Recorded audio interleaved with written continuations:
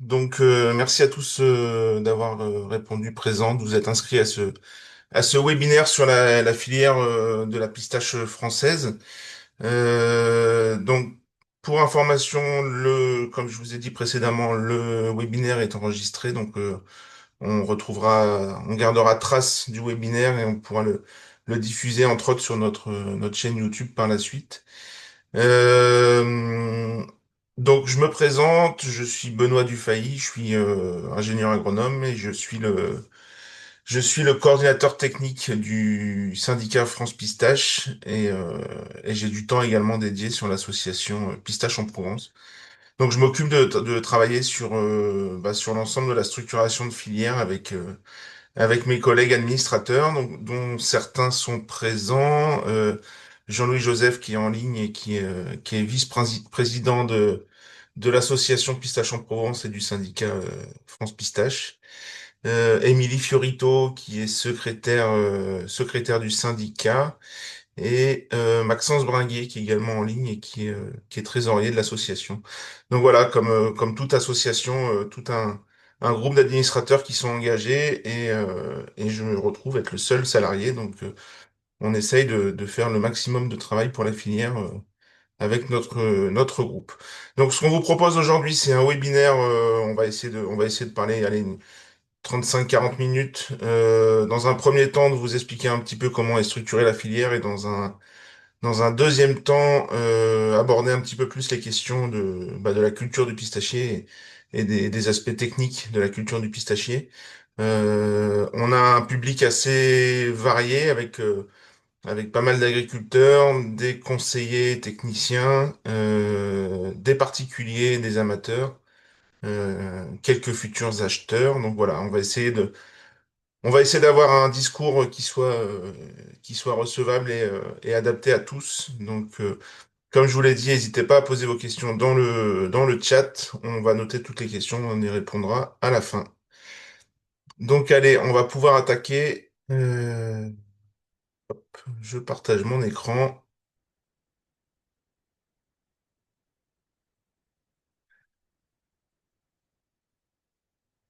et normalement, on est bon.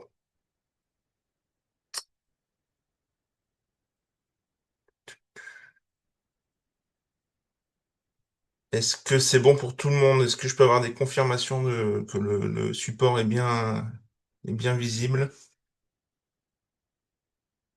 Allez, c'est parfait, merci. Donc on y va.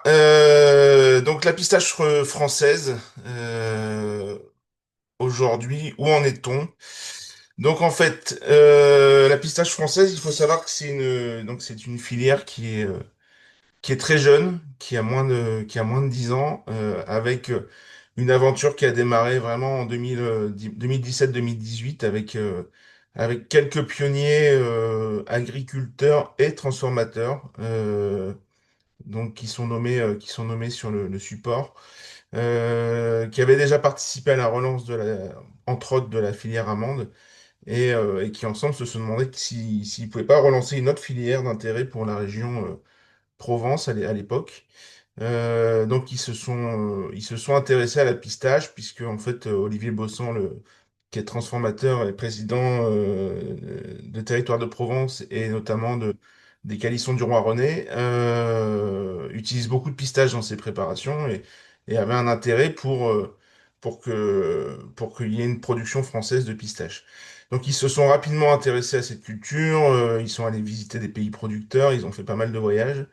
Et rapidement, ils ont fait le choix de planter de premières parcelles de pistachiers en Provence en 2018, du côté de Pertuis dans le Luberon. Et ils ont créé très rapidement l'association Pistache en Provence, qui est une association ouverte à tous, avec un public très large, avec l'objectif de vraiment promouvoir la relance de la culture de la pistache en Provence. Rapidement, les surfaces se sont agrandies par le bouche à oreille. Beaucoup de producteurs se sont mis à planter dans un premier temps dans le Vaucluse des pistachiers. Et en 2021, il s'est avéré utile de créer une deuxième structure, donc qui émane de Pistache en Provence, qui est un syndicat de producteurs, donc là qui est vraiment une structure professionnelle destinée uniquement aux producteurs professionnels, qui est le syndicat France Pistache. Et puis dès 2024, les premières récoltes sur les toutes premières, enfin sur les plus vieilles plantations, ont permis de commencer à observer des pistaches et de voir que le défi était pas si fou et que la pistache a vraiment sa place en France. Donc pourquoi vouloir relancer la culture du pistachier? Alors pourquoi déjà on parle de relance? En fait, c'est vrai qu'on parle souvent de relance alors qu'il n'y avait pas vraiment de culture de pistache en France. Mais en fait, on retrouve des traces de culture du pistachier jusqu'au début du XXe siècle. Alors pas avec une filière qui était clairement établie. On avait plutôt des jardins de production et c'était des petites parcelles qui permettaient de produire notamment dans la région de Marseille ou d'Aix-en-Provence. On retrouve également de très vieux pistachiers dans le secteur.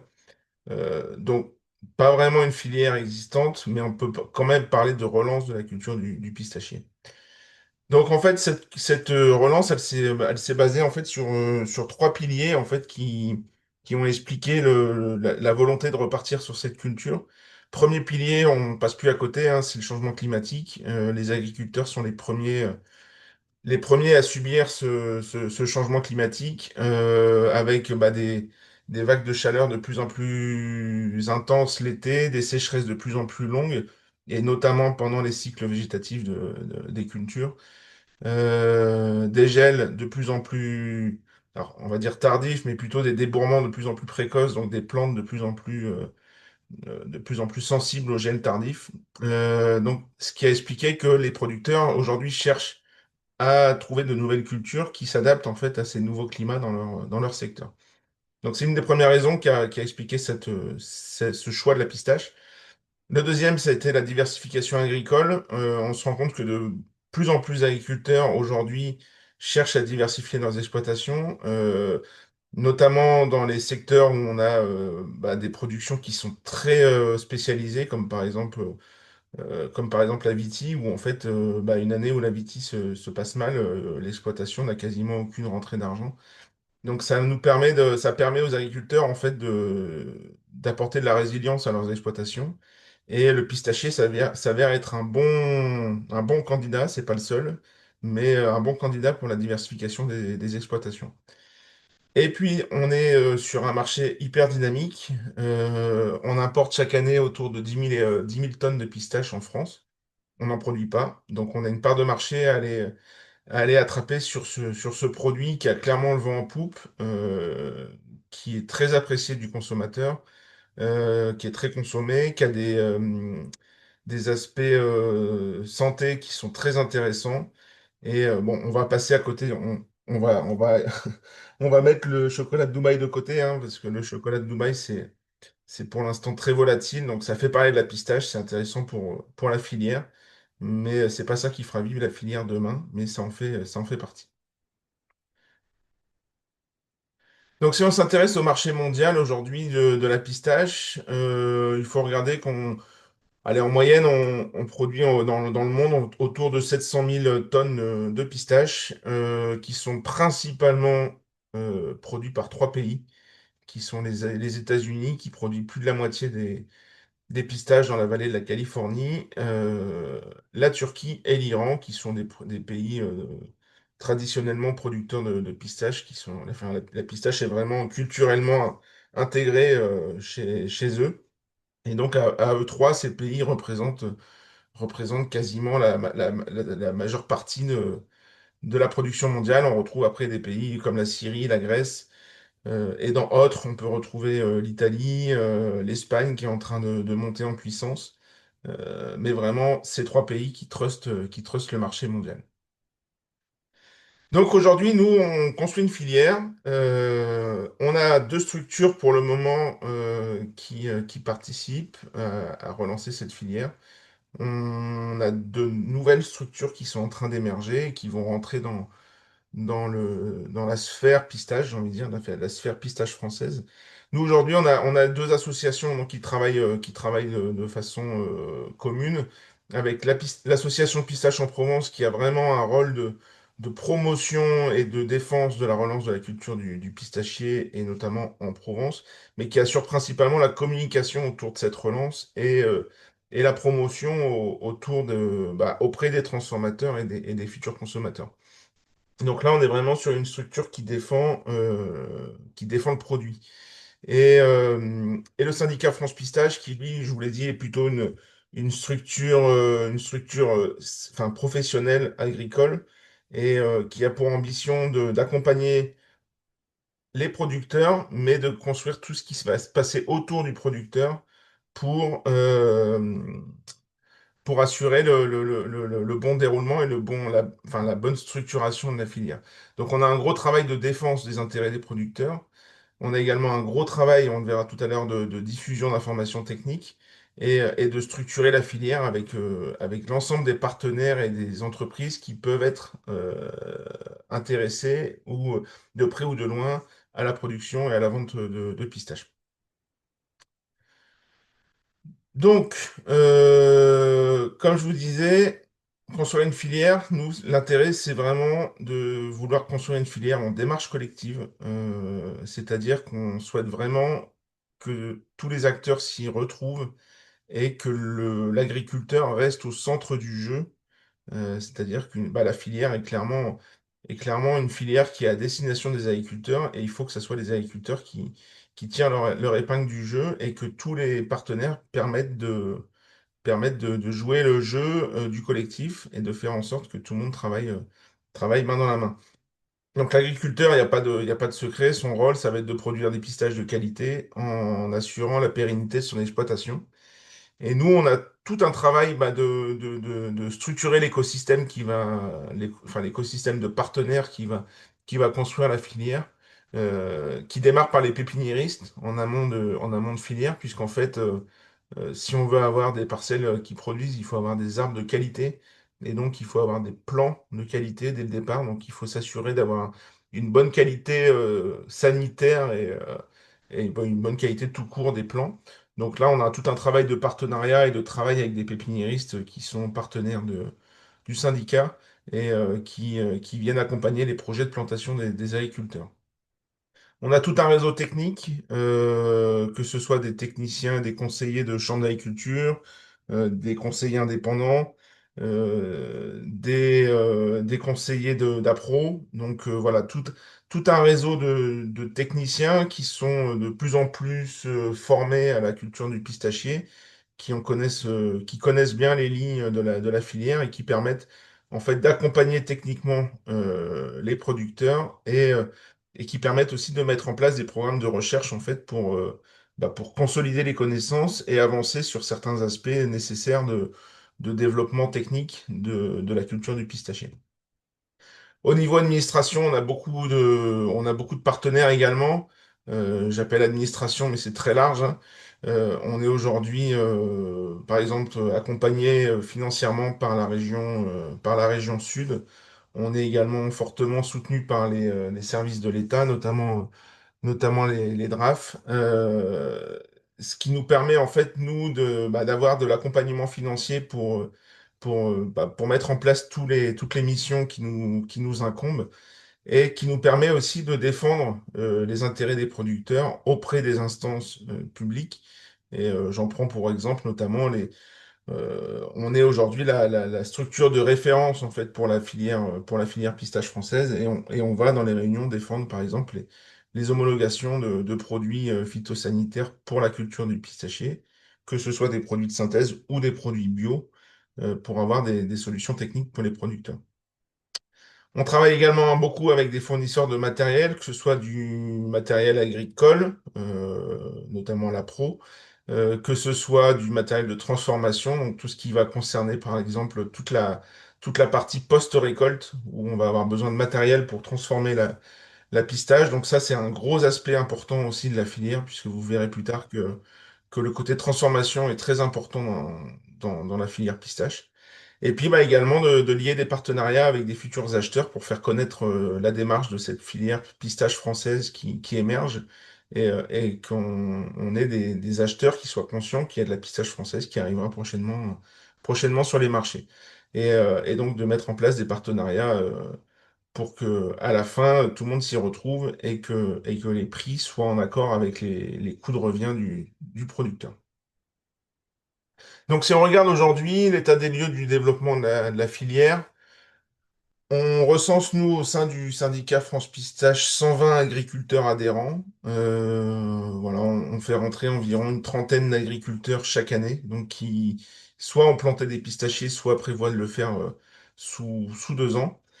Et puis, en fait, on estime aujourd'hui, alors c'est vraiment une estimation basée sur le bouche à oreille et puis sur la récupération des chiffres de vente des pépinières, par exemple.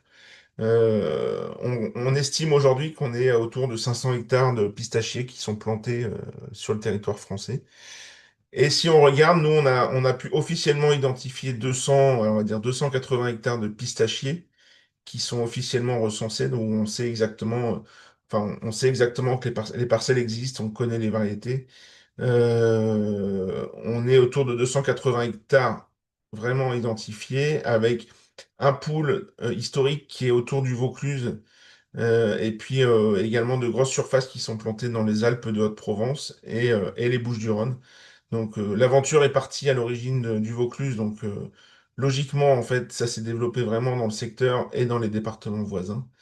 Et puis depuis, on va dire depuis 3 ans, on a un développement, un nouveau pool qui est en train de se développer, un deuxième secteur en Occitanie, donc dans l'Aude et les Pyrénées-Orientales majoritairement. Donc on essaye nous de sortir un peu de notre Provence et d'aller voir un peu ce qui se passe dans ces secteurs. Je pense qu'on sous-évalue le développement de la filière dans ce secteur-là. À nous de nous faire connaître pour essayer de regrouper le maximum d'acteurs. Et donc aujourd'hui, bah, on a un écosystème de partenaires qui est déjà bien fourni, avec, je vous disais, des pépinières. Donc on retrouve 3 pépinières partenaires aujourd'hui, qui sont d'Alival dans la Drôme, Pépinière de Haute-Provence dans le 04, dans les Alpes de Haute-Provence, et Pépinière du Soleil dans le Vaucluse. Donc voilà, on continue d'essayer d'identifier d'autres pépinières qui pourraient s'investir et participer au développement du pistachier. On retrouve des coopératives ou des collectifs d'agriculteurs. Donc, on retrouve Copfruit Luberon, qui est une coopérative qui a installé la première casserie française capable de transformer de la pistache. On retrouve La Parme, qui est une association dans les Pyrénées-Orientales. Une petite nouvelle qui est la pistache du Languedoc, qui est en train de se développer dans l'Aude. Et Maître Pruny, qui nous a rejoint, qui est historiquement tourné plutôt sur le pruneau, mais qui cherche à diversifier ses activités et qui s'intéresse également à la production de pistaches. Et puis on retrouve des acteurs de Laval qui vont être potentiellement de futurs acheteurs avec des entreprises du groupe Territoire de Provence comme Brémond Fils, Leroy René, la Maison de la Pistache. Et puis d'autres entreprises comme Esprit Gourmand ou Sacré Willy, qui sont des entreprises qui utilisent et qui intègrent de la pistache dans leur préparation et qui souhaitent participer en fait et soutenir le développement de cette filière pour avoir demain un approvisionnement local et français. Donc voilà pour les aspects filières. Notez vos questions dans le chat, n'hésitez pas. On prendra toutes les questions à la fin du webinaire. Mais je préfère qu'on déroule intégralement la présentation et on répondra à la totalité à la fin. Donc voilà, si on s'intéresse plus spécifiquement à la pistache et notamment, bah, surtout au pistachier même, je vous propose donc de passer à la présentation de l'espèce. Donc on parle de l'espèce Pistacia vera, qui est la pistache vraie. Vous verrez après qu'on a d'autres espèces de pistachiers qui existent. C'est une espèce qui appartient à la famille des Anacardiacées. Donc on retrouve dans cette famille la noix de cajou, le sumac principalement, et la mangue. Et comme vous le voyez, en fait, on voit très bien, là, en gros, vous avez une photo de grappes de pistachier, et en fait, une pistache sur l'arbre ressemble très fortement à une petite mangue avec un épiderme rouge rouge-jaune avec des ponctuations blanches dessus. Et on comprend bien on est sur des plantes de la même espèce qui ont pourtant choisi des voies qui n'ont pas choisi, qui ont pourtant des voies d'évolution totalement différentes, puisque finalement, le pistachier se retrouve être un arbre de conditions semi-arides, alors que, par exemple, si on prend le manguier ou la noix de cajou, on est plutôt sur des arbres de climat tropical et humide. Donc, le pistachier à l'état sauvage, le pistachier vrai, on le retrouve, enfin, sa zone d'origine est plutôt située en Asie centrale. Donc tous les arrière-plateaux de l'Iran et puis toute la zone qui va longer entre l'Ouzbékistan, le Pakistan, le Tadjikistan.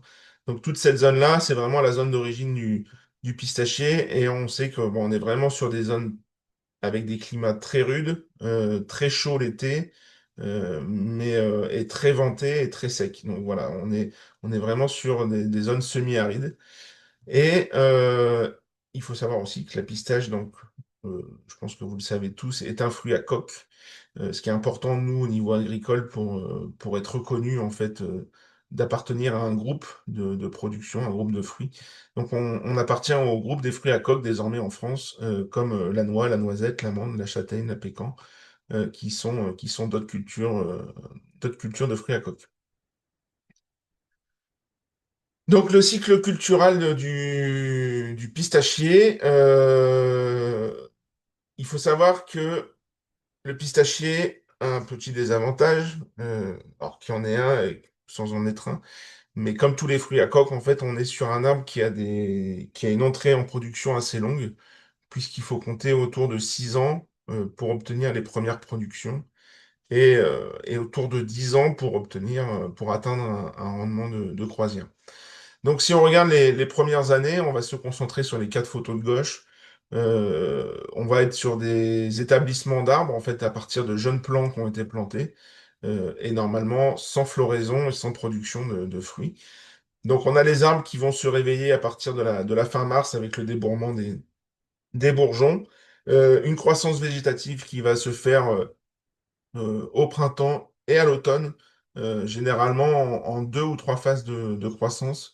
Ça arrive régulièrement qu'on retrouve deux phases de croissance au printemps et une à l'automne, avec une mise en repos un petit peu au mois d'août pendant les mois les plus chauds. Et donc les arbres qui vont s'établir au fur et à mesure des premières années, et un repos végétatif avec une chute des feuilles qui a lieu de fin novembre à mars. Une fois que l'arbre est bien établi et a atteint sa maturité sexuelle, on va arriver sur des cycles où on va avoir des floraisons qui vont rentrer en jeu. Une des particularités du pistachier, c'est que on parle d'une espèce qui est dioïque, donc qui présente des arbres mâles et des arbres femelles. Donc vous allez avoir des arbres femelles qui vont porter, on y reviendra après, qui vont porter des fleurs femelles, des inflorescences femelles, et les arbres mâles qui porteront des inflorescences mâles.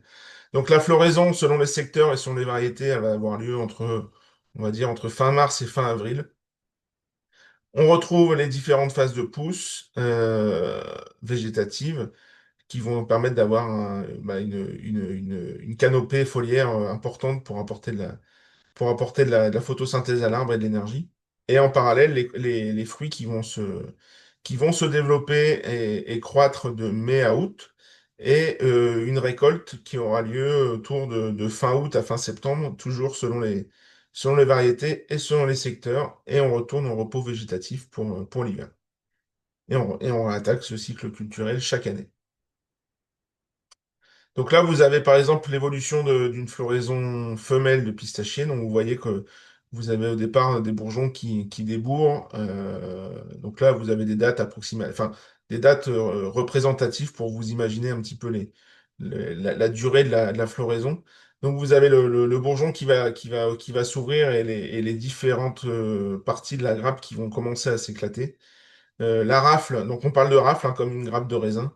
La rafle qui va commencer à s'allonger, les inflorescences qu'on verra en gros plan derrière qui vont s'établir et devenir réceptives au pollen. Et là, au 19 avril, par exemple, vous avez déjà la floraison qui est en fin de floraison, où normalement les fleurs ont été pollinisés et vont commencer à nouer, l'ovaire va commencer à grossir. Pour le mâle, on est à peu près dans la même idée. On n'a pas de rafle, par contre, enfin, la rafle est moins développée. On a une fleur qui est beaucoup plus sous forme de pompon, mais comme vous voyez, en fait, chaque point rouge représente une fleur dans l'inflorescence. Et au fur et à mesure que la fleur va s'ouvrir, en fait, au fur et à mesure que l'inflorescence va grossir, pardon, les fleurs vont s'ouvrir au fur et à mesure et libérer le pollen qui va, par le vent, venir se déposer sur les fleurs femelles. Et donc, comme vous le voyez, là, vous avez un gros plan sur une inflorescence femelle. Donc, chacune des fleurs qui est composée en fait de trois stigmates, comme vous pouvez voir là, hein, sur le grossissement, en fait, on voit trois, voire quatre fleurs de pistachier. Et chaque petit point blanc est un grain de pollen qui est venu se coller sur la fleur et qui va permettre la pollinisation. Et puis au fur et à mesure, donc à la fin de la floraison, vous allez avoir la nouaison qui va se faire, les ovaires fécondés ou non fécondés d'ailleurs, qui vont grossir et commencer à former le petit fruit. Donc si on compare avec la vigne, on est au stade petit pois là, à peu près, hein.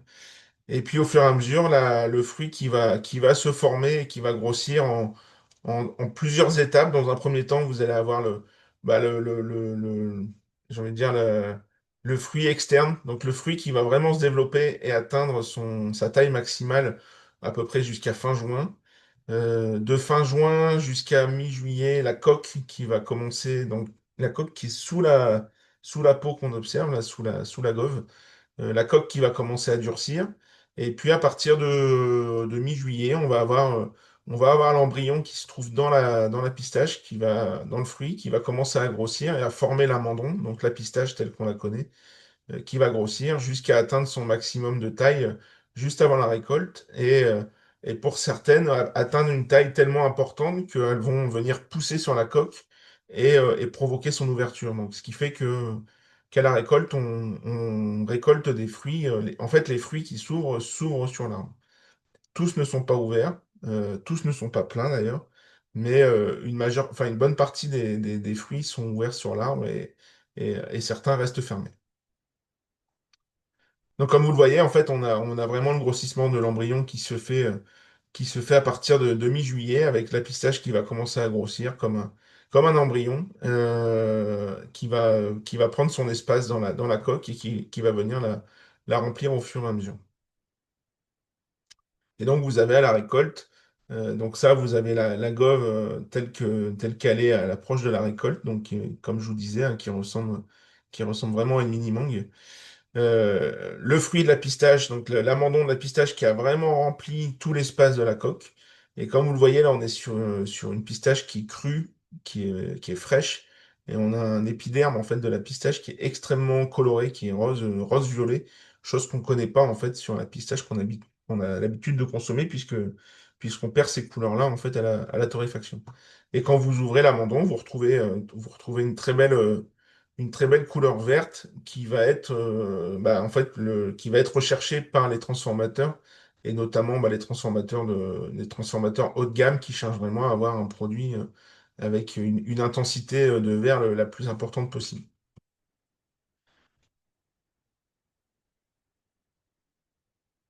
On continue.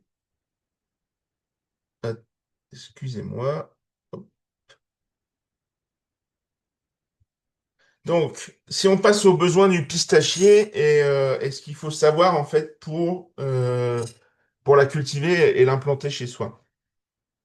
Comme je vous l'ai dit, c'est un arbre qui vient de milieux semi-arides, extrêmement chauds. Ce qui fait d'ailleurs qu'on est sur un arbre qui est bien adapté au changement climatique et qui va répondre en fait aux nouvelles conditions climatiques qu'on rencontre notamment dans le bassin méditerranéen français. On est sur un arbre qui a besoin d'un climat chaud, sec et ensoleillé au maximum. Euh, donc ce qui est le cas chez nous, alors peut-être pas toujours au printemps et, euh, et en début d'automne, où on peut avoir des passages orageux assez importants et des humidités qui peuvent être un peu gênantes. Mais c'est vraiment des conditions qu'on rencontre aujourd'hui très, très, très généralement sur le bassin méditerranéen français. Donc en fait, ce climat chaud, il est important pour assurer la croissance de l'arbre, évidemment, et de permettre d'atteindre la maturité des fruits, puisqu'en fait, les fruits ont besoin d'une certaine quantité de chaleur pour atteindre la maturité. Et ce qui est important quand on sélectionne, en fait, enfin, quand on veut planter de la pistache, de s'assurer qu'on soit dans une zone qui enregistrera suffisamment de chaleur pour pouvoir produire. Des besoins en froid hivernal. Donc ça, c'est le même cas pour tous les arbres fruitiers quasiment. On a besoin de froid pour permettre la levée de dormance. En fait, l'arbre a besoin d'accumuler du froid avant de rompre sa dormance. Sinon, on aura des problèmes de floraison. C'est ce qu'on rencontre par exemple aujourd'hui sur l'abricot du Roussillon où les heures de froid sont plus suffisamment atteintes sur certaines années et où la production se retrouve enfin, se retrouve très anarchique. Et donc, il faut faire attention aussi quand on plante les arbres, de s'assurer qu'on a des besoins en froid suffisants. Le pistachier est peu gourmand, hein. On parle de 300 heures de froid en général, hein, entre 300 et 400, sauf pour une variété qui est la variété Karman, qui a besoin de 900 heures de froid. Et donc là, on a quand même des secteurs en France où ces 900 heures de froid ne sont plus atteintes, notamment toute la frange littorale. Euh, 900 heures, il faut comparer, c'est à peu près les heures nécessaires pour faire de la cerise, par exemple. Mais de façon générale, la majeure partie des variétés enfin, ont leurs besoins en froid qui sont atteints enfin, sur l'ensemble du territoire français. Des parcelles bien ventilées. Tout à l'heure, je vous ai dit que le pollen circule par le vent, et en fait, il circule uniquement par le vent. On est sur une espèce qu'on dit anémogame, donc c'est-à-dire que c'est le vent qui fait déplacer le pollen, et on n'a aucune intervention des insectes, puisque la fleur, comme je vous montrais tout à l'heure, n'a ni nectar, ni pétales, et pas du tout attractive pour les insectes. Donc il faut qu'on ait une parcelle qui soit bien ventilée pour permettre le déplacement du pollen pendant la floraison. Et également de limiter en fait les maladies fongiques, puisque qui dit mauvaise aération de la parcelle dit potentiellement humidité résiduelle et dit potentiellement maladies fongiques et développement de champignons. Donc c'est important voilà, d'avoir des parcelles bien sur les plateaux ou sur les coteaux, éviter les parcelles en bas-fond et les parcelles qui sont un petit peu prises dans la végétation. Et enfin, des sols, un point très important aussi, on est sur un arbre qui a besoin, on va même parler de sol pauvre, qui a besoin de sols légers et bien drainés pour limiter la rétention d'eau et éviter les maladies et l'asphyxie racinaire. Donc c'est un arbre qui a horreur d'avoir les pieds dans l'eau. Donc ça, c'est aussi des choses qu'il faut faire, sur lesquelles il faut être très attentif quand on implante une parcelle de pistachier. Euh, Dès qu'on va avoir des sols qui dépassent les 25-30% d'argile, il faudra se poser des questions. Le pistachier ne sera pas forcément le meilleur candidat. Après, voilà, il y a des choses où des parcelles en pente, par exemple, peuvent permettre de monter un peu plus en argile, puisqu'on a une évacuation naturelle de l'eau. Mais voilà, il faut vraiment garder en tête qu'on est sur des sols à tendance sableuse, sablo-limoneuse, en évitant d'avoir trop de limons également, parce que les limons, on est sur des textures très fines et qui ont tendance à se serrer et à provoquer des asphyxies racinaires. Donc, vraiment important d'avoir des analyses de sol quand on veut implanter du pistachier pour s'assurer qu'on n'investisse pas pour rien. Donc si on regarde aujourd'hui, enfin, j'ai calqué sur une carte des climats français la carte de nos adhérents. Donc chaque point noir représente un agriculteur de notre syndicat. Et en fait, si vous regardez, la zone optimale pour nous, la zone optimale de culture du pistachier, ça va vraiment être le climat méditerranéen. Et donc on est sur on est sur les zones jaunes et oranges.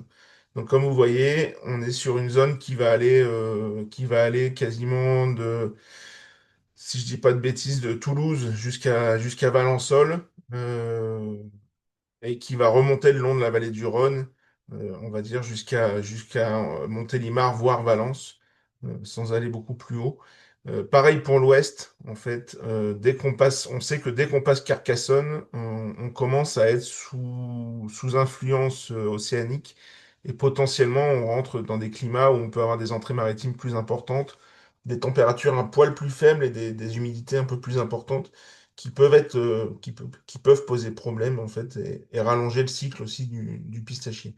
Donc vraiment à prendre en considération cette carte des climats, alors qui a tendance à évoluer bien sûr, mais vraiment à prendre en considération quand on veut planter du pistachier.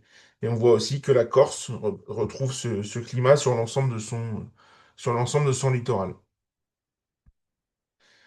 Donc au niveau du verger, sur le design du verger, sur la réflexion de sa plantation, il faut savoir qu'aujourd'hui on part sur des plantations assez classiques comme d'autres espèces d'arbres, sur de la plantation en 6 par 5 voire 6 par 6.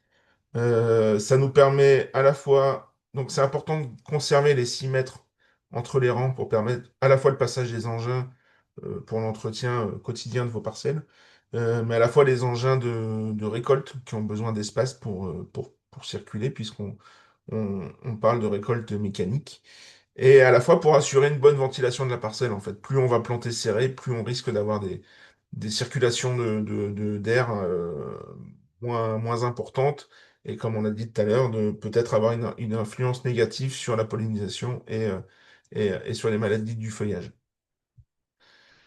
On prévoit un mâle pour 8 femelles, de façon générale.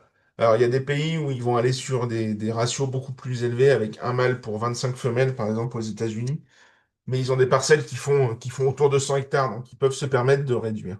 Nous, aujourd'hui, en France, on va avoir beaucoup de petites parcelles qui sont mitées sur le territoire, donc on préfère assurer le coût en augmentant la densité de mâles pour être sûr d'avoir une bonne pollinisation des femelles.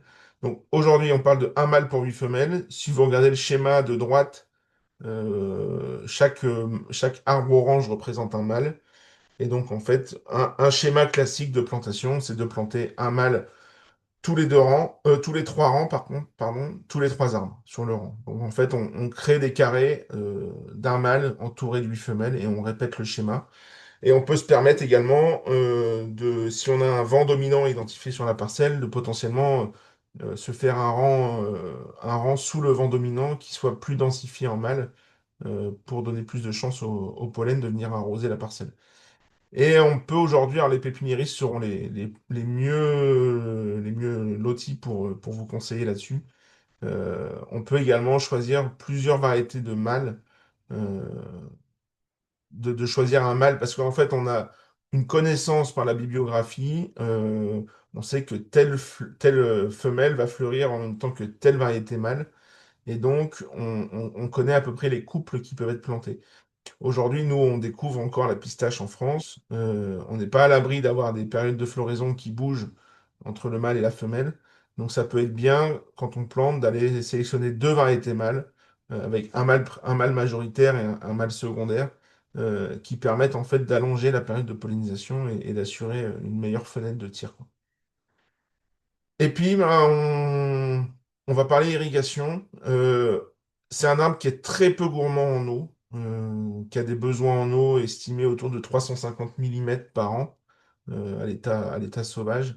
Euh, Aujourd'hui, nous, on conseille fortement de planter à l'irrigation, même si c'est des apports d'eau qui vont être très limités. Euh, mais au moins, en fait, l'irrigation va permettre de venir stabiliser la productivité, de limiter l'alternance d'une année sur deux. On est sur une espèce qui alterne, comme l'olivier.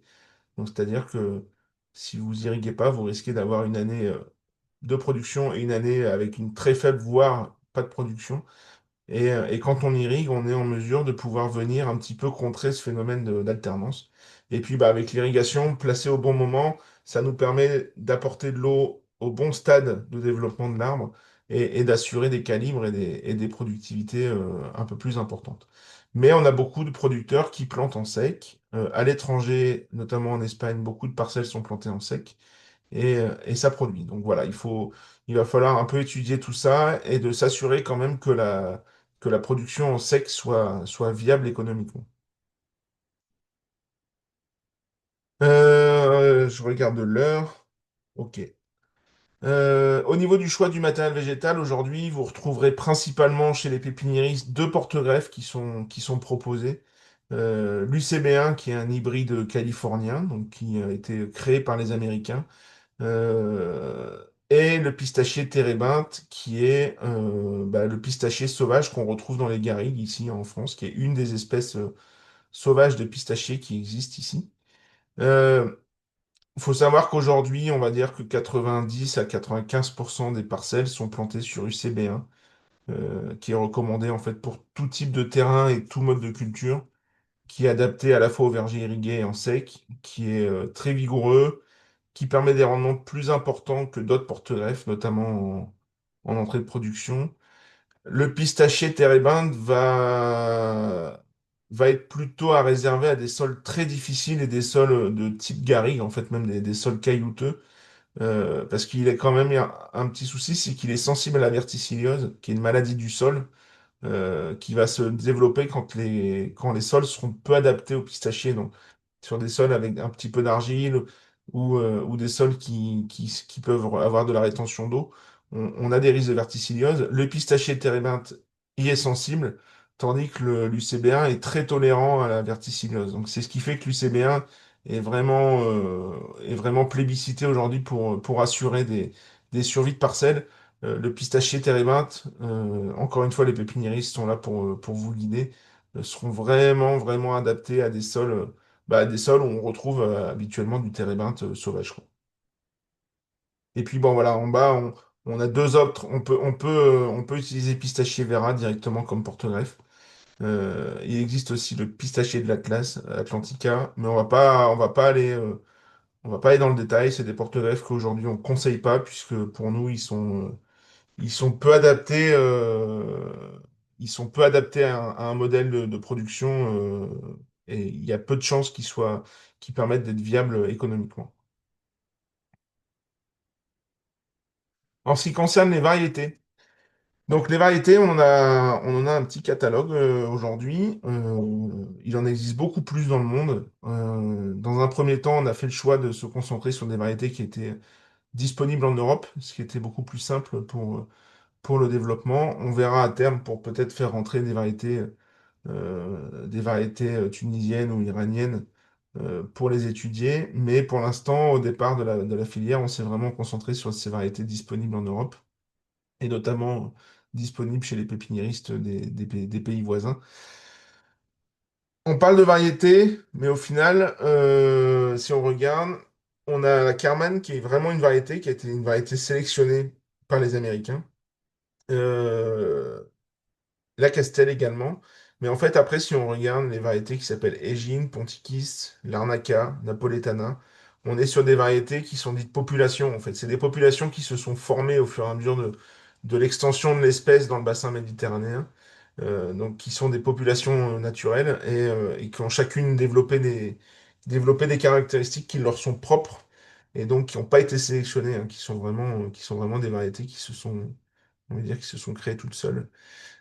Si on regarde, en fait, on a dans les variétés, je vous ai mis des points bleus et jaunes, on a dans les variétés des variétés qui vont avoir des caractéristiques plutôt destinées, enfin plutôt adaptées au marché du snacking, donc de la pistache vendue en coque ouverte, et des variétés qui vont être plutôt des variétés de bouche destinées à être vendues décortiquées en amandon et à être intégrées dans des préparations. Donc si on regarde la Carman par exemple, tout comme la Syrah et la Castel, c'est des variétés qui sont très adaptées au snacking, puisqu'en fait avec des calibres qui sont plus gros que les autres, des taux d'ouverture de la coque qui sont plus importants, et c'est ce qui est très important sur le marché du snacking, si on veut partir sur ce marché, c'est d'avoir le maximum de pistaches ouvertes pour pouvoir les ouvrir à la main lors de l'apéritif. Donc ça, c'est des variétés à gros calibre, fort taux d'ouverture. Et on a des variétés donc, qui sont les points jaunes, qui vont être des variétés avec un type plutôt. Alors, c'est des variétés méditerranéennes qui vont avoir des fruits plus effilés, plus petits, avec des taux d'ouverture moins importants, mais potentiellement une couleur verte plus intense, et qui va permettre de produire de la pistache destinée à la transformation et qui va intéresser tous les transformateurs artisanaux. Et vous retrouvez par exemple la Larnaca qui semble avoir quand même qui est sur un créneau un petit peu commun sur ces deux types de pistaches.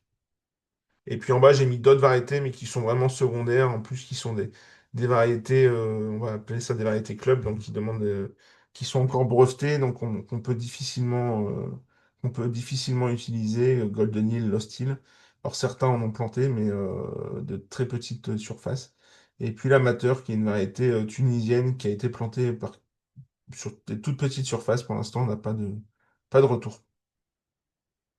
Donc voilà, comme vous voyez, la Carman qui est ici au milieu en haut, qui est une pistache dite jumbo, donc avec un gros calibre assez rond. Et puis, si on regarde par exemple les Égines, les Larnaca, les Napolitaines, on va avoir une pistache beaucoup plus effilée et plus petite. Donc pour réussir sa plantation de pistachier, c'est comme toute plantation, toute culture arboricole fruitière, on anticipe bien et on prépare son sol à l'avance. Donc on arrache la culture précédente, on décompacte bien le sol en profondeur, on vient tirer les racines pour éviter le pourridier, on apporte de la matière organique le cas échéant et on finit par un travail superficiel du sol avant de planter. Quand on plante, qu'on ait choisi de cultiver en irrigué ou en sec, on apporte immédiatement de l'eau en quantité assez importante. En général, on est sur des 15-20 litres d'eau par plant pour éviter les poches d'air, pour bien lier la terre aux racines. Et on continue d'accompagner au moins pendant les premiers mois avec des arrosages conséquents pour venir accompagner l'établissement de l'arbre et son bon enracinement. On vient tutorer les plants, donc on essaie On est sur des sions quand on plante, donc c'est-à-dire des porte-greffes avec un greffon qui développe un jet principal. On essaie de faire en sorte que ce jet principal soit le plus droit possible la première année pour établir un tronc le plus droit possible. Donc on tutore bien les plants pour les maintenir lors des épisodes de vent. Donc on met un tuteur suffisamment grand, autour de 1 mètre 20 hors sol, qui va permettre justement de maintenir ce greffon et de faire en sorte d'avoir ce tronc bien droit. On essaye de choisir des tuteurs sans arêtes saillantes, donc on part plutôt sur des tuteurs ronds, que ce soit bois ou métal, on évite tout ce qui pourra abîmer l'arbre en cas de frottement. Et puis, bah, selon les parcelles, si on connaît bien sa parcelle, ou même si on la connaît pas, on fait le maximum pour protéger les plants contre le gibier, évidemment. Euh, Notamment le petit gibier qu'on peut protéger avec des manchons de protection au pied des arbres, principalement des manchons en filet qui permettent une bonne aération, une bonne ventilation et ça pendant 2 3 ans. Et après, bah, si vous êtes dans des secteurs où vous connaissez que vous avez des soucis avec du gros gibier, là, par contre, ça peut nécessiter de venir clôturer les parcelles. Et après, moi, les opérations culturales durant les premières années, il n'y a pas de secret. On assure la fertilisation des arbres comme tout arbre fruitier en s'appuyant sur des analyses de sol et des analyses foliaires, ça c'est important hein, pour bien identifier les besoins de ces arbres, en sachant que les premières années sont charnières en fait pour gagner du temps et faire en sorte que les arbres soient bien établis.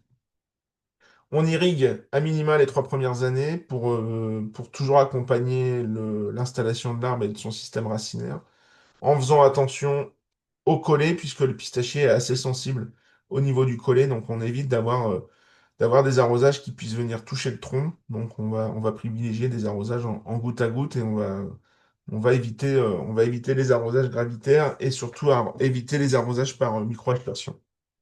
En cours d'année, on peut se permettre de passer, faire des opérations en verre pour assurer un ébourgeonnage notamment des repousses du porte-greffe qui peuvent venir prendre le dessus sur le, sur le greffon. Donc on peut venir supprimer à la base ou juste les pincer à l'extrémité, supprimer les repousses du porte-greffe pour éviter cela.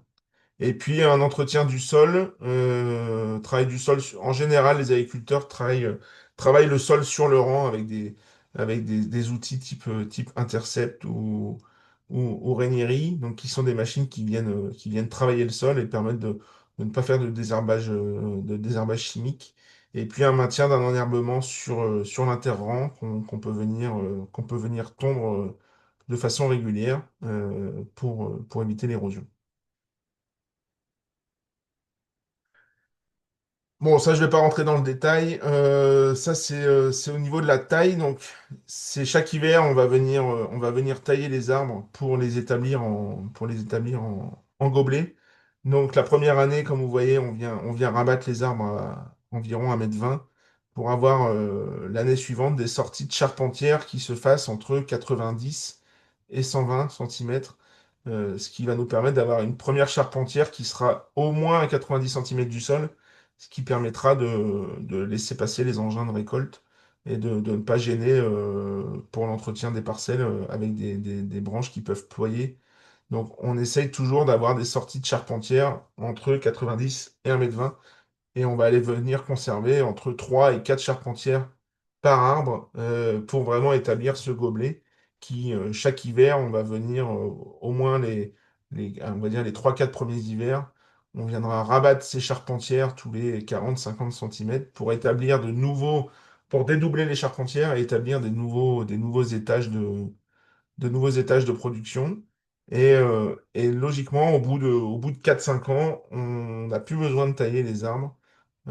Du moins, il n'y a pas de taille de fructification comme sur d'autres espèces fruitières.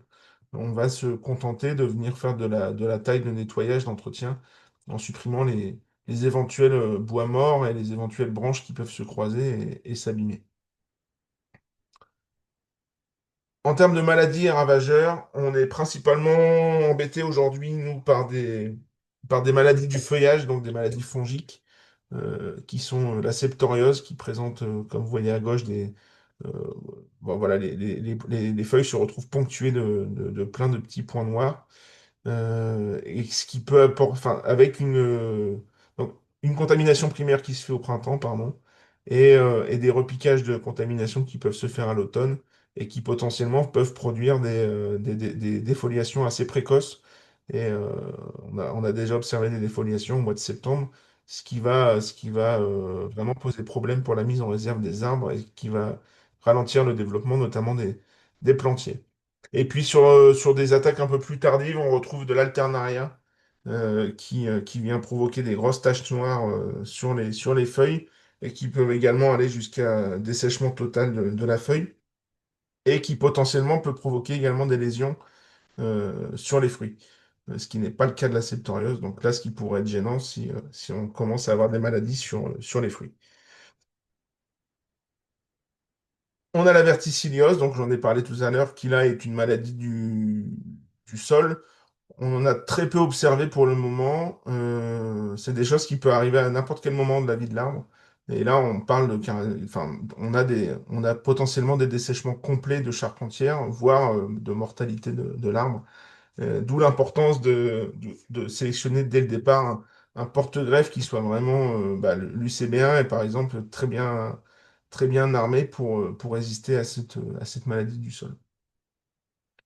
Et puis en termes de ravageurs, on a principalement et on a de plus en plus de signalements d'année en année de coléoptères phytophages là, qui viennent en ce moment, à partir au mois de mai, qui viennent se rassembler sur quelques arbres et grignoter les feuilles. Ils ont un comportement assez grégaire, donc ils peuvent rapidement. Alors on n'a jamais des attaques très généralisées sur les parcelles, mais on peut avoir des attaques sur une dizaine, une quinzaine d'arbres, et quand ils sont attaqués, ils peuvent aller jusqu'à la défoliation totale de l'arbre, notamment sur des plantiers.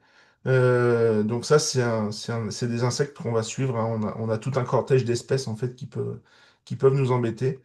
Donc ça va être un ravageur qu'il va falloir qu'on surveille. Et puis potentiellement, il peut exister la guêpe du pistachier, mais qui pour l'instant n'a jamais été observé sur les parcelles en production. Donc, on espère ne pas être embêté par cet insecte, qui est le cousin de la guêpe de l'amandier, le rhizoma, qui pose de gros problèmes, notamment sur la production d'amandes bio. Euh, si on pouvait ne pas y être confronté, ce serait un plus. et je vais essayer de finir rapidement sur la récolte. Donc, la majeure partie des pistaches seront récoltées de façon mécanique. À maturité, il faut savoir que la pistache est déhiscente. Donc, si on vient vibrer l'arbre avec un filet ou une corolle en dessous pour venir récupérer les fruits vont tomber par vibration. On peut également travailler avec, si on a des petites surfaces, on peut travailler avec des vibreurs portatifs.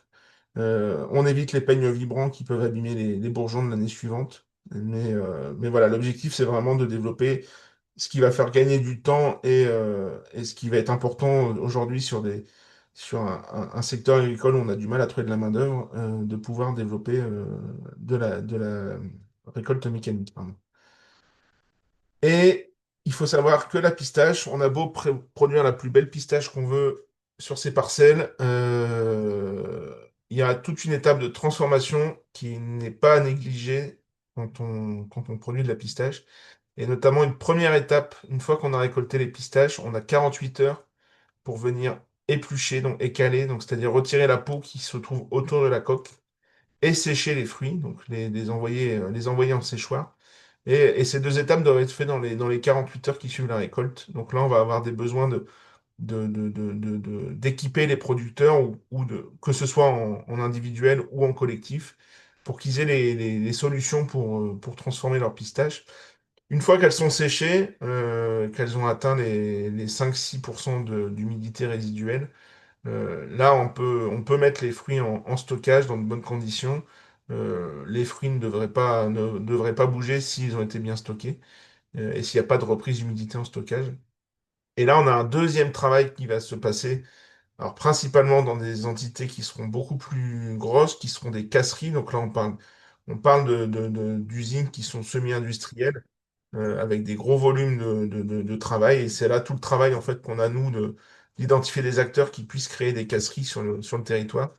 Où là, on va venir casser la coque, trier potentiellement les pistaches malades, les pistaches ouvertes, les pistaches fermées, être en mesure de calibrer les amandons ou les pistaches en coque, calibrés par taille, calibrés par couleur d'amandon, et d'être en mesure de faire du packing à la sortie et de commercialiser les pistaches.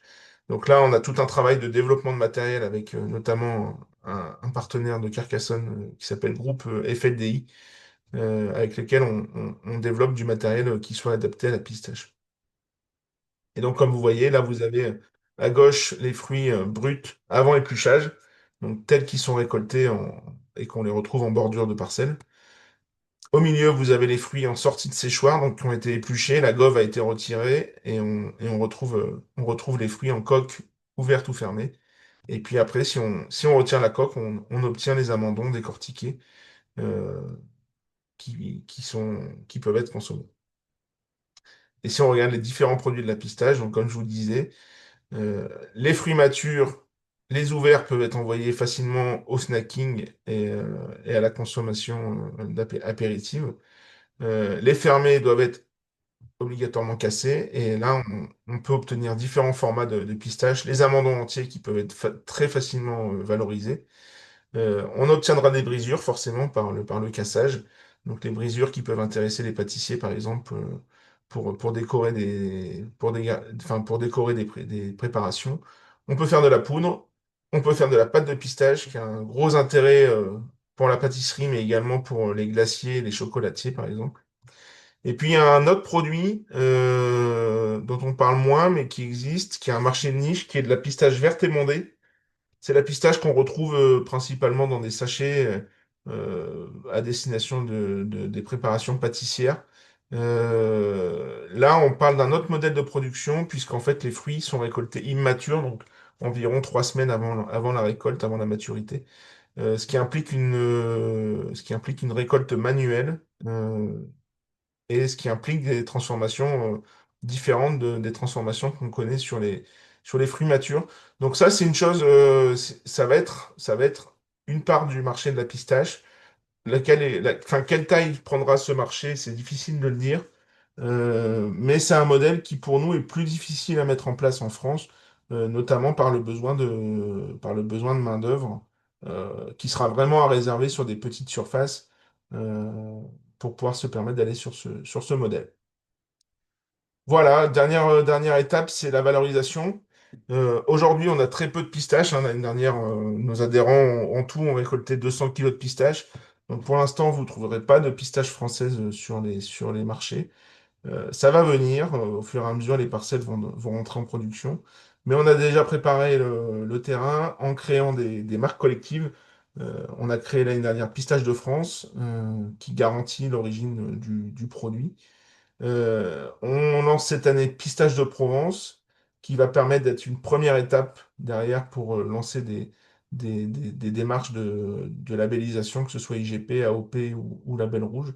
Et puis vont se lancer par la suite Pistache de Corse, Pistache du Languedoc, qui permettront d'avoir des marques locales et de valoriser au mieux les productions de pistaches. Voilà, pour moi, j'ai fait le tour de la présentation. Euh, je vais essayer de récupérer les questions.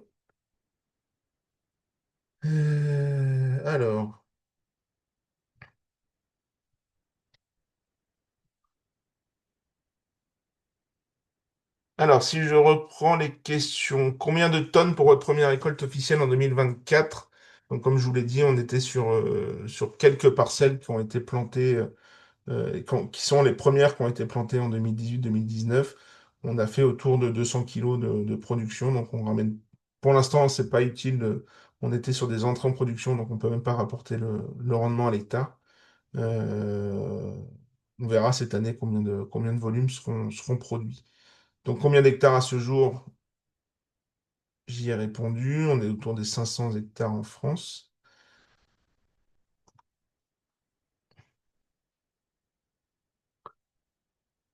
Alors, on a une question sur la production des plants, sur le in vitro et le micro-greffage. Donc ça, c'est des questions qu'on est en train d'étudier. On a monté un dossier de recherche CASDAR, donc via France Agrimaire, sur lequel on va travailler sur la mise en place d'une filière de production de plants français. Et notamment, on travaille avec un laboratoire in vitro qui va s'intéresser au micro-greffage des plants. Donc, c'est-à-dire qu'on va venir greffer des plants dès leur plus jeune âge, dans les tout premiers mois de l'arbre, ce qui pourrait faire gagner du temps derrière, puisque la greffe n'est jamais réussie à 100%, et ce qui pourrait permettre aussi d'avoir des continuités de tissu intéressantes et des arbres les plus droits possibles. Donc oui, on travaille cette question-là, mais comme toute question de recherche et technique, c'est des questions qui peuvent mettre quelques années à se mettre en place. On a une question également sur le gel lors des périodes de floraison. Euh, alors, une personne de l'Ardèche qui nous demande, qui nous dit que ça peut fortement geler chez elle l'hiver. En- Au niveau de la survie de l'arbre en période hivernale, on a des bibliographies qui nous annoncent des pistachiers qui peuvent survivre jusqu'à -15 voire -18. Donc, au niveau des gels hivernaux, on n'est pas du tout impacté. Enfin, on est plutôt à l'abri. On n'est jamais à l'abri d'un gros hiver comme il y a pu y avoir sur des gros dégâts sur Olivier par le passé. Par contre, alors sur les gels tardifs, comme je vous l'ai dit, on est sur un arbre qui va fleurir à peu près sur le même créneau de saisonnalité que la vigne, donc qui est moins impacté que d'autres cultures, mais qui n'est pas à l'abri, évidemment. On a eu un cas pour le moment chez un producteur avec un gros gel qui est descendu à -3,5, -4 pendant quelques heures sur fleurs. Forcément, ça a fait des dégâts, mais les autres cultures n'ont pas subi. Par contre, c'est vrai que enfin, c'est une fleur qui est assez costaud. Quand on est en début de floraison, on a des fleurs qui peuvent résister à -1,5, -2 degrés. Donc, et qui est une fleur en grappe. Donc, si on a quelques fleurs qui fleurissent, enfin, qui gèlent au départ, on a quand même le reste de la grappe qui peut rattraper. Donc, on dit toujours qu'on est quand même, on n'est pas insensible au gel, mais on est moins impacté que d'autres filières sur ces questions-là.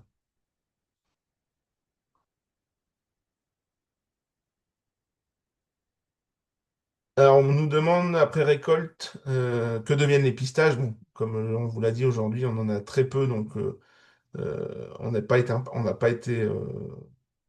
Enfin, ce sujet est quand même anticipé et préparé, mais pour l'instant, les pistaches ont juste été distribuées par les producteurs qu'on a eu à leur réseau, et puis nous, on en a utilisé pour faire des analyses et des tests et des échantillons à des futurs transformateurs ou acheteurs. Et on nous demande s'il est prévu une coopérative. Dans l'idée, ce sera, comme je vous disais, des casseries qui vont se créer par bassin de production qui seront les principaux acteurs en fait euh, de la commercialisation des pistaches, puisque quand vous apporterez vos pistaches en casserie, vous aurez deux choix. Soit vous payez une prestation pour transformer vos pistaches et vous les récupérez pour maîtriser votre commercialisation, soit vous êtes juste apporteur à la casserie, euh, et en fait, vous faites payer la pistache à l'entrée de la casserie et vous vous occupez de rien par la suite et la casserie sera responsable de la commercialisation. Donc, après, quel format prendront les casseries? Est-ce que ce sera des coopératives? Est-ce que ce sera d'autres types d'entreprises? Ça, c'est des choses qui seront propres à chaque porteur de projet. On nous pose une question sur les variétés qui ont été plantées majoritairement. Donc, au départ, on a fortement planté de la Carman, puisque comme la majeure partie des plants viennent de l'étranger, et notamment d'Espagne, c'est la Carman qui était facilement disponible sur le marché, donc on n'avait pas trop d'autres possibilités. Aujourd'hui, on voit que le ratio de Carman baisse. Sur le marché snacking, on a la Syrah qui commence à prendre de l'ampleur. Et sur les autres variétés, on a principalement l'Égine et la Larnaca qui commencent à prendre de l'envergure et à bien se développer sur le marché.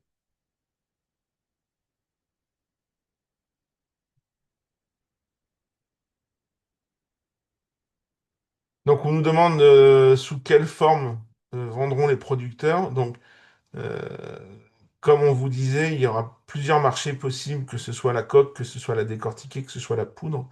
Euh, pour nous, le marché qui va être vraiment le plus porteur, notamment au départ, ce sera le marché de la pistache décortiquée.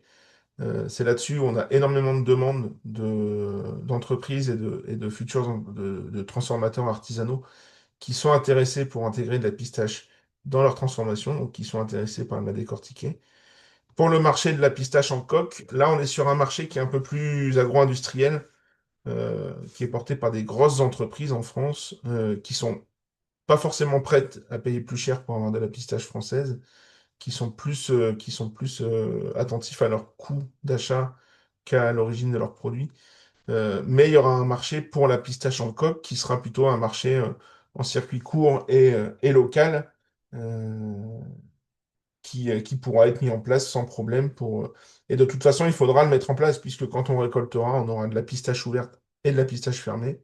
Et tant qu'à faire, les pistaches ouvertes, autant les valoriser telles quelles, parce qu'elles sont pas si faciles à casser et à transformer sans abîmer la pistache.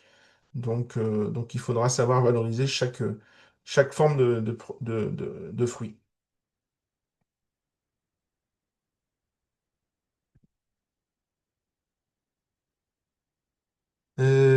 Sur d'autres questions, est-ce qu'on peut imaginer une commercialisation de pistaches fraîches un peu comme les amandes? Alors, il y a un marché, il existe traditionnellement au Moyen-Orient, donc en Iran, en Syrie, en Turquie, un marché de la pistache fraîche, mais qui est très difficile en fait à garantir puisque la pistache doit être consommée dans les 4 jours après récolte pour éviter des risques sanitaires et doit être récoltée avant le lever du soleil parce que la pistache fraîche, semble-t-il, produit des résines qui sont pas très bonnes. Et donc le marché de la pistache fraîche est assez compliqué à garantir et à suivre. Donc il existe, mais on partira pas dessus. Une question sur les rendements. C'est vrai que j'en ai pas parlé là parce que On a des fourchettes de rendement identifiées. On sait ce qui se fait à l'étranger. On n'a pas encore pu valider de chiffres chez nous puisqu'on n'a pas encore de parcelles qui sont en pleine production. Mais sur les vergers, on envisage, nous, sur les calculs qu'on a mis en place, selon les variétés, selon les modèles de production, des rendements à maturité, donc à 10 ans de vie de parcelle, des rendements autour de 1 à 1,5 tonne de pistaches. Donc quand on donne des rendements, c'est sorti séchoir, donc c'est des pistaches qui ont été épluchées et séchées en coque. Donc voilà, on part aujourd'hui sur des rendements autour de 1 tonne, 1,5 tonne sur des vergers adultes. On nous pose une question également sur le process de la pistache verte émondée après récolte. Donc la pistache verte émondée, déjà, n'a pas besoin d'être épluchée avant le séchage, c'est-à-dire que la peau qui est autour de la coque est très adhérente, comme la pistache n'est pas mûre.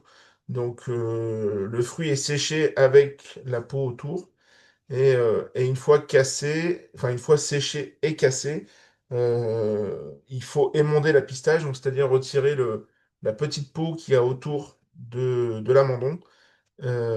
Et là, il faut utiliser soit de la vapeur, soit de l'ébouillantage des fruits. Donc ça demande à être équipé, mais je pense qu'aujourd'hui ça se fait surtout à la vapeur. Ça demande à être équipé en machine de ce type-là. Et ça renécessite un séchage après le passage à la vapeur. On nous demande si on peut imaginer un verger en association avec de l'amandier. C'est vrai que les itinéraires techniques sont assez proches, on a des conditions qui sont assez identiques.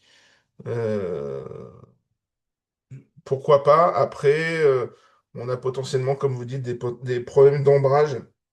Le pistachier, on cherche vraiment à avoir l'ensoleillement le plus important possible. Et forcément, si on met de l'amandier qui a tendance à se développer plus, euh, on peut avoir de l'ombrage.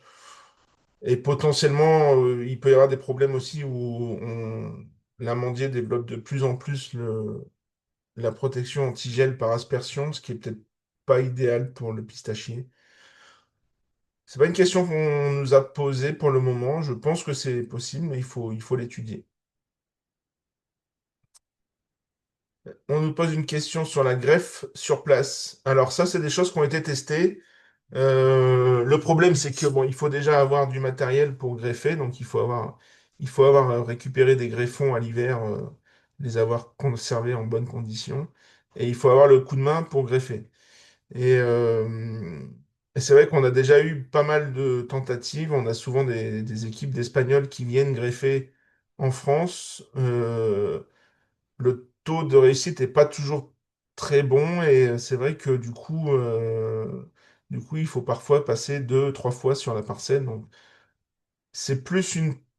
Enfin, ça peut permettre de venir remplacer quelques arbres dans la greffe à lâcher, mais d'envisager une plantation en porte-greffe et de tout greffer sur place, c'est aujourd'hui un peu ambitieux. On risque de perdre du temps, en fait.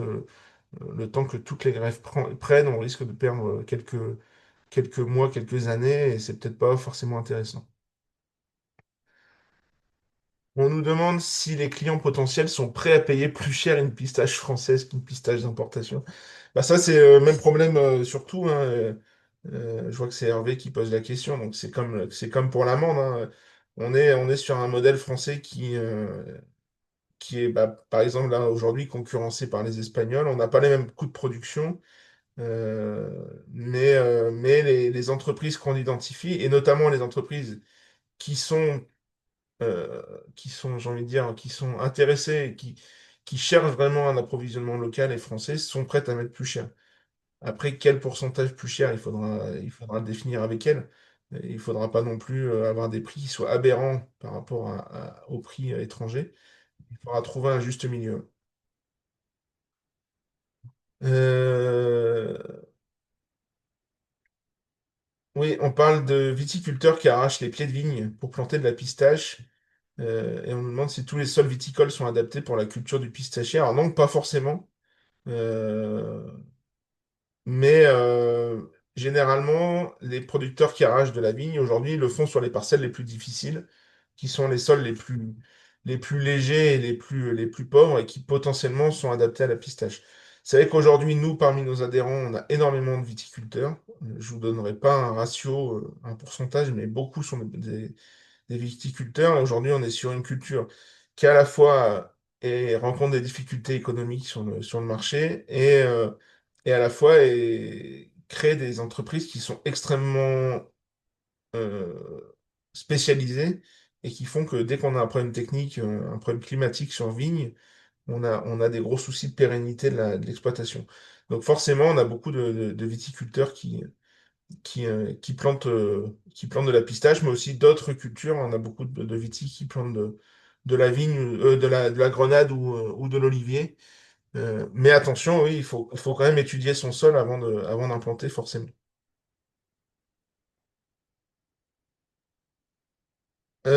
Pour greffer des térébintes existants sur place, est-ce qu'on connaît des personnes? Bah, vous pouvez nous contacter par mail, donc sur syndicatfrancepistache@gmail.com. Il commence à y avoir des personnes en France qui savent greffer et qui peuvent venir greffer sur des térébintes sauvages existants. Est-ce que la casserie ferait l'épluchage? Donc, j'imagine que oui, c'est l'épluchage avant séchage. Ça dépendra, mais c'est un process qui doit se faire très rapidement après récolte. Donc, il faudra potentiellement plutôt imaginer des mises en commun de matériel entre agriculteurs dans le même secteur pour pouvoir éplucher les pistaches, en sachant que l'éplucheuse, ça reste une machine qui est assez peu onéreuse. On est sur une machine qui coûte autour des 3 000 500 euros, qui peut être mutualisée entre producteurs, donc ça ne sera pas le principal problème. L'investissement le plus important aujourd'hui, ce serait plutôt le séchoir, donc il va falloir identifier comment faire en sorte qu'il y ait des solutions de séchage suffisantes dans tous les bassins de production pour assurer le séchage des pistaches.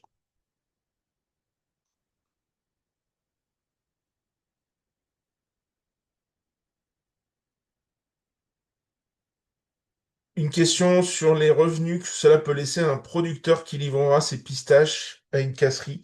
Alors là, c'est beaucoup trop tôt pour nous. Là, on est vraiment en train de finaliser les calculs des coûts d'investissement et des coûts de production.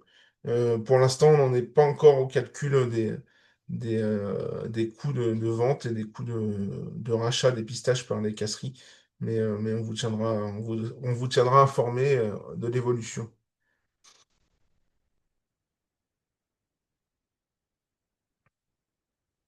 Voilà, je pense avoir fait le tour des questions. S'il y a d'autres questions qui arrivent sur le chat, on les prendra. Sinon, comme je vous ai expliqué, l'ensemble du webinaire a été enregistré, donc sera disponible sur notre chaîne YouTube. Et je pense qu'on fera tourner le support de présentation à l'ensemble des participants. Voilà, donc s'il n'y a pas d'autres questions, je vous remercie d'avoir participé à ce webinaire qui a intéressé du monde. On voit que la pistache continue d'intéresser beaucoup de monde. On nous pose la question sur le prix d'achat d'un arbre. Aujourd'hui, chez les pépiniéristes, il faut compter autour des 22 euros pour un arbre. Donc, on est plus cher, on est plus cher que sur d'autres espèces. Principalement parce qu'aujourd'hui, on est encore sur de l'import de plants qui proviennent principalement d'Espagne et d'Italie. Les pépiniéristes français sont en train de se structurer, et de se professionnaliser pour commencer à produire au moins greffé et élevé du plan français, ce qui permettra de faire baisser un peu les prix. Mais évidemment, oui, 22 euros par arbre, ça fait un investissement autour de 6 500 à 7 000 euros juste pour les arbres, pour une plantation d'un hectare. Il faut savoir qu'une plantation d'un hectare de pistachier à l'irrigation, on compte autour de 15 000 euros l'hectare. Voilà, avec quasiment la moitié de l'enveloppe qui passe dans l'achat des plants.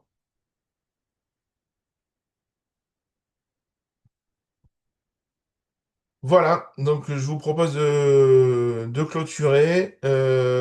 Si vous avez besoin, je vous remets dans le chat notre adresse mail que, que vous pouvez noter. Et si vous avez une demande, vous pouvez nous contacter sur cette adresse. Voilà, merci à tous pour votre participation et à une prochaine fois pour parler de la pistache.